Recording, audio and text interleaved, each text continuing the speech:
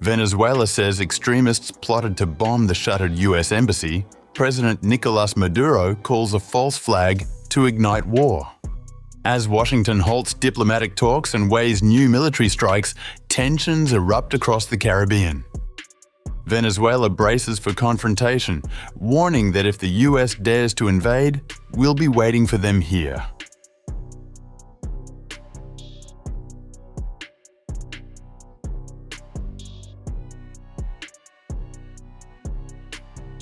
Venezuelan President Nicolás Maduro said his security forces prevented a false flag operation to plant explosives at the United States Embassy in the capital Caracas to heighten tensions with Washington amid a US military buildup off the coast of the Latin American country.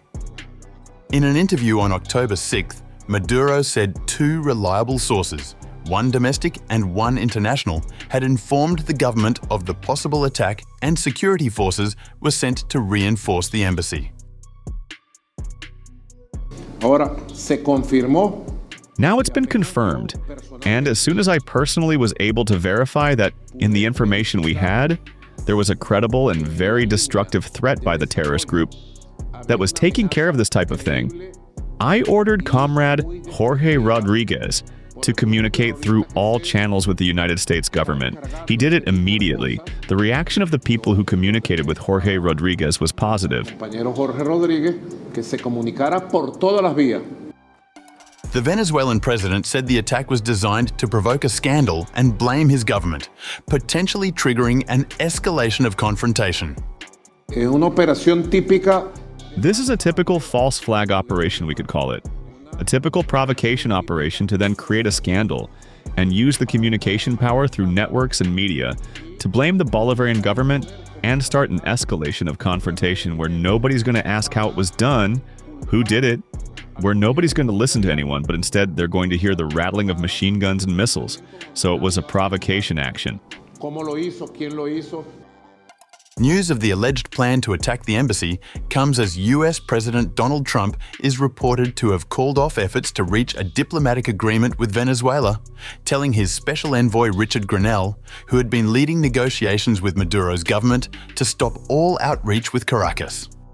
An unnamed senior US official told Reuters on October 6th that Trump delivered the message to Grenell during a meeting in the Oval Office on October 2nd with senior military leaders. The official also told Reuters that Trump has not yet determined whether to advance his military campaign from currently attacking so-called drug-carrying Venezuelan ships in the Caribbean Sea to a second phase, which reportedly involves attacks on sites in Venezuela.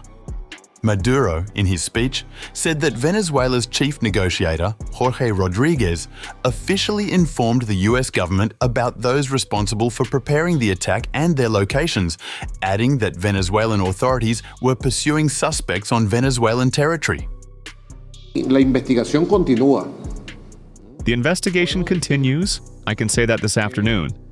Dr. Jorge Rodríguez, head of peace dialogues for Venezuela, officially informed the United States government of those responsible for preparing this terrorist attack and where those responsible are located.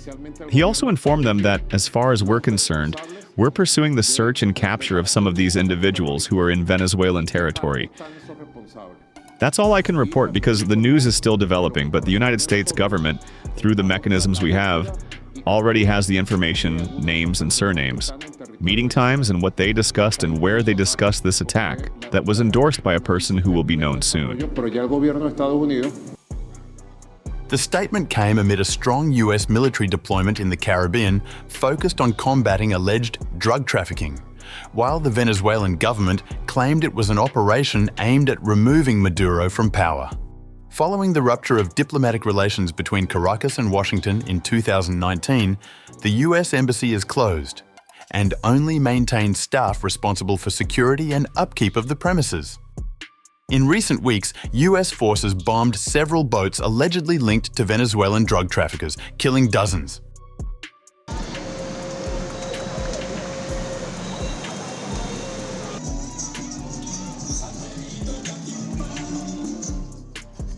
Meanwhile, hundreds marched to the UN office in Caracas on October 6th, demanding respect for Venezuela's sovereignty and peace amid rising tensions with the United States. Political and social groups organized the march, which featured banners rejecting foreign interference and supporting Venezuelan President Nicolás Maduro. To North American imperialism, we reaffirm, we will not trust them, not even a little bit.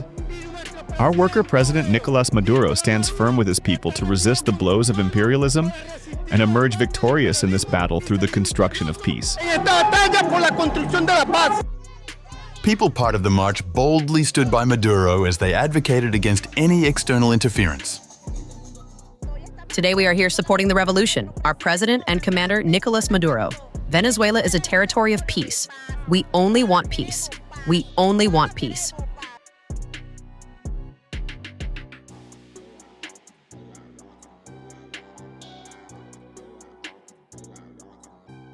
US President Trump has stopped diplomatic discussions with Venezuela in his bid to end what he calls drug trafficking and cartels operating in America. According to a report by the New York Times, Trump has closed the door on negotiations, potentially setting in motion increased military action against Maduro's government. According to the report, Richard Grenell, the special presidential envoy who was leading talks with Maduro, was informed on October 2nd that all diplomatic contact must stop. During a meeting with top military leaders, Trump had reportedly called Grenell directly and delivered the new order. The president reportedly felt impatience with what the administration sees as Venezuelan intransigence. Reports said that in September, Maduro wrote a letter to Trump and denied that Venezuela trafficked drugs. He offered further negotiations with the US through Grenell. Officials also told the New York Times that the president was frustrated with Maduro's refusal to step down voluntarily. Senior officials said several plans have been drawn up, including potential operations aimed at removing Maduro from power.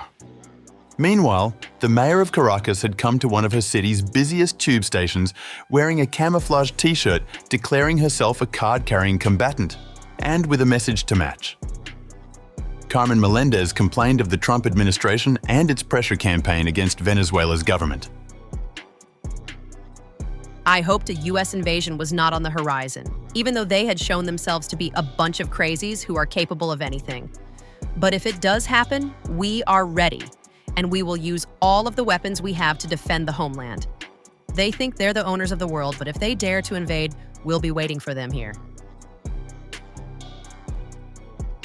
Since early August, when Trump signed a secret directive authorizing military action against Latin American drug cartels, the US president has labeled Maduro a narco-terrorist fugitive and advertised a $50 million reward for his arrest.